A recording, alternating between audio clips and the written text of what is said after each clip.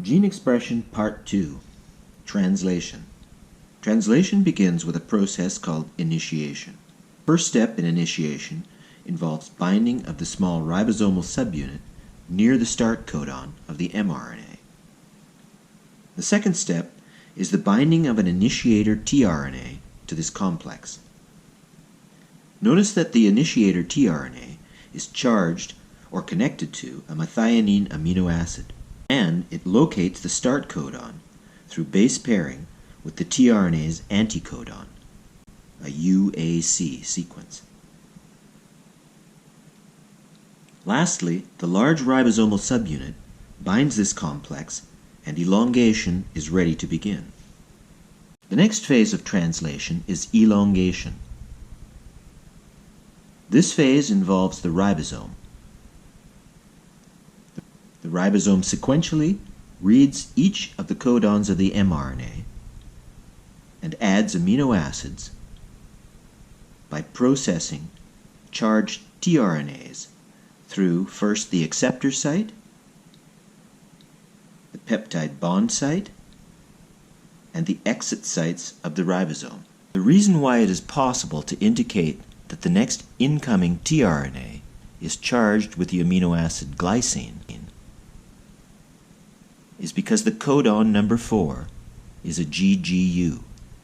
Comparing this codon to the set of all possible codons in the genetic code table,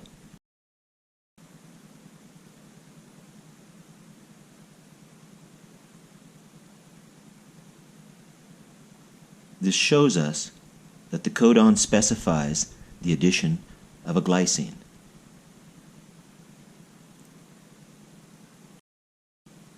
Similarly, amino acids 1, 2, and 3 of the growing polypeptide chain can also be determined by using the genetic code.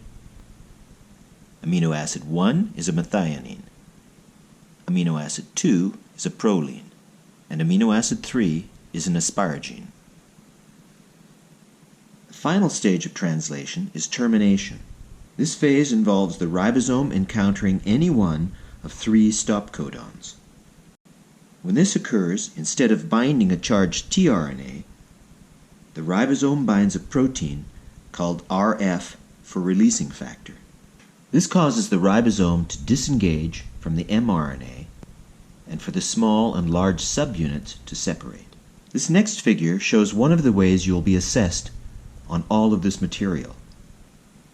Using this diagram and the genetic code table, you should be able to tell me the identity of each amino acid in this growing polypeptide chain, and exactly how long it will be when completed.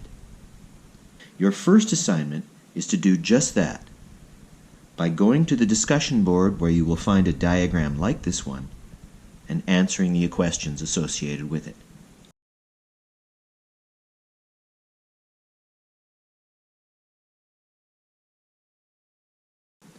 The assignment, entitled Assignment 3 Transcription Translation from Canvas, is in 2 parts.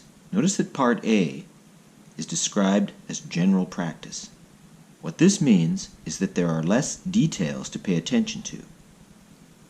For instance, since there is only one strand of DNA, you do not need to determine which strand is a template strand. Simply start at the 3' end of this sequence and transcribe it into RNA. Then use the genetic code to translate the RNA to protein. Notice that Part B, the second part, is titled Specific Practice. What this means is that you will have to determine whether the upper or lower strand is the template strand. And the mRNA must have a start codon and a stop codon. Once you have the mRNA sequence, translate it into a polypeptide. Take a picture or save a file of your finished assignment and submit it on the Assignment 3 submission page.